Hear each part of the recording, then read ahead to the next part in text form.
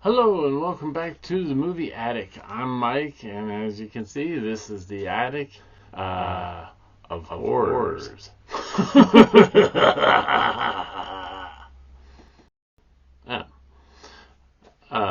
The attic, where I discuss and review movies, DVDs, Blu-rays, and 4Ks for all the nice people out there in YouTube land.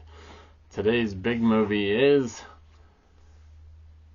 2022's The Munsters, written and directed by Rob Zombie.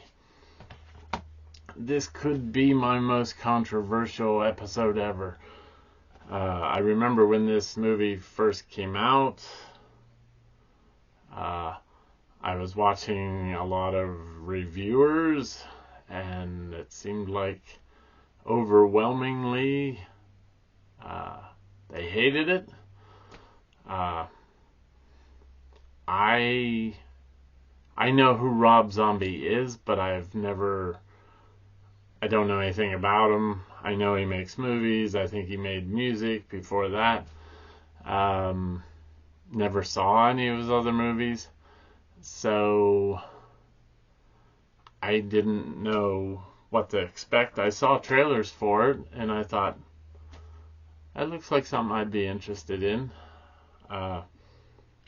But like I said, the reviews, it seemed like people really hated the movie. And I grew up watching The Munsters. As I got older, though, I kind of gravitated towards the Addams Family. But I do know The Munsters, and probably haven't watched them in maybe 40 years. But I liked them enough that I wanted to check out this movie. It's supposedly Rob Zombie's only movie that's not rated R. Of course, his wife is in it, Sherry Moon Zombie, and I don't think a lot of people liked her performance in this. The guy that played Herman, it seemed like people thought that was way over the top. Of course, Grandpa probably was the best. He was the only performance that wasn't way over the top and kind of mimicked the old Munster TV show. Of course, if you remember watching the show as a kid, it was in reruns whenever I watched it, because I'm old, but I'm not that old. It was kind of over the top for its time. You know, it was coming off of the Universal monsters of, Frankenstein and Dracula and all that. And they were kind of serious movies, but it was before, like, Young Frankenstein, which this is, I think, way over, not this movie, but the show, I think, was way over the top compared to Young Frankenstein even. So I didn't mind the over-the-top performing by the actors. Plus, it's not only in color, it's in, like, neon in certain spots. And there was certain special effects where you had stuff in the background, almost like a green screen thing going on behind them. It's kind of the origin stories of Herman Munster. Like I said, I didn't see any of Rob Zombie's other movies. So I have nothing to base it on. So I assume people that were fans of Rob Zombie probably didn't care for it, because it wasn't like any of his other movies. And I assume fans of the TV show, some of them didn't like it because it was uh, over the top. If you can times it by not a lot, maybe by 5. But I enjoyed it for that very reason. It was way over the top. Like I say, it was very colorful. A lot of people said they wished it would have been done in black and white, which that would have added stuff to it, of course. But as far as how many people didn't like it, I liked it, but that doesn't mean I even liked the scene where Herman and Lily are singing "I Got You, Babe." So yeah, I'm not very hard to please when it comes to it. And I even laughed during this movie a couple times. I know the original Munsters TV show ended up having a couple movies, maybe 3 movies, and stuff like that. Of course, I'm a big fan of Fred Gwynne, and of course, Al Lewis, that played Grandpa in the original, Herman Munster and Grandpa in the original series. In fact, I liked them. They were actually in a series. I thought it was pretty cool. Towards the end of the movie, Herman is frightened and pounding on the door of their house, screaming, "Car 54, where are you?" Which I thought was a nice throwback to this, which was an old TV series, a couple years before the Munsters, I think, that starred Al Lewis and Fred Gwynne.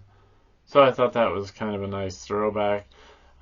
You could tell that Rob Zombie was a big fan of the original series, and I think he was trying to do right by the series. And like I said, I liked it. There's even if you're got a keen eye for actors, there's even, I think, the guy that was one of the guys that was in Lord of the Rings. So I thought he was pretty good as well. The woman that used to play, I think it was Cassandra Peterson, that played Elvira, she had a cameo in it. Butch Patrick, who was Eddie Munster in the original series, he was a voice in the movie, although you'd never recognize it because he played the robot, and the robot had like a distorted voice, so it was a cameo, but if nobody told you he was in it, you'd never know.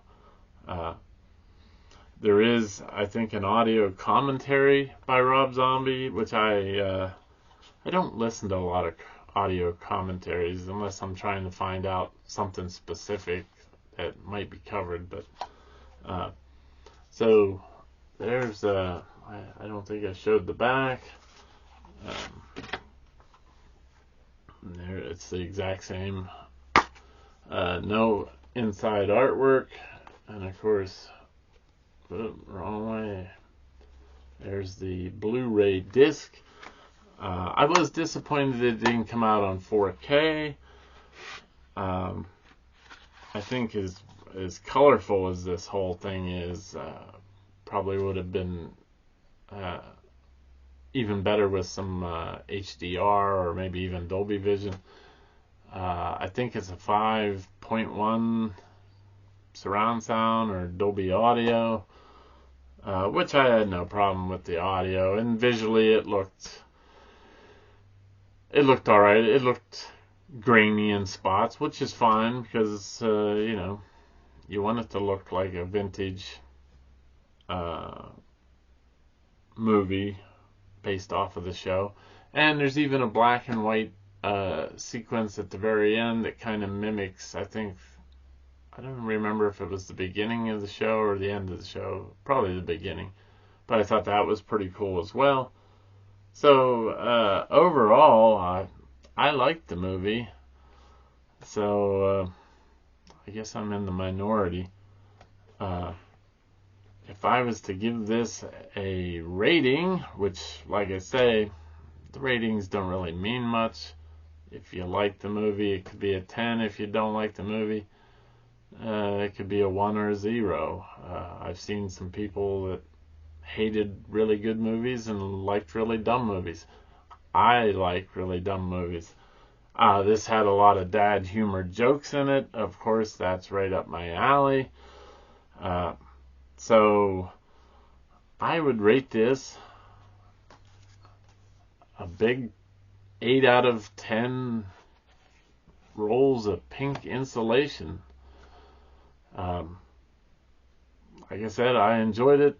It's one I see myself watching every Halloween. We watched it last year. This was actually, I watched it this week, and this was the third time I'd seen the movie. And didn't, I've seen it enough times that I don't think I'm going to end up hating it. So there you have it. So if you've seen this movie or you have this, maybe you didn't like it. I'll leave a comment down in the comments section, and I'd be more than happy to answer any questions that technically I don't, like I say, I don't cover a lot of technical aspects to these movies. It's all about you discovering them for yourself. So there you have it. So until next time, when I'm in the attic with a completely different movie, thanks so much for watching. And before I sign off, I almost forgot. This is Fan Appreciation Day here at the Movie Attic. So thank you for all your hard work during the summer. And see you next year. So until next time, see ya.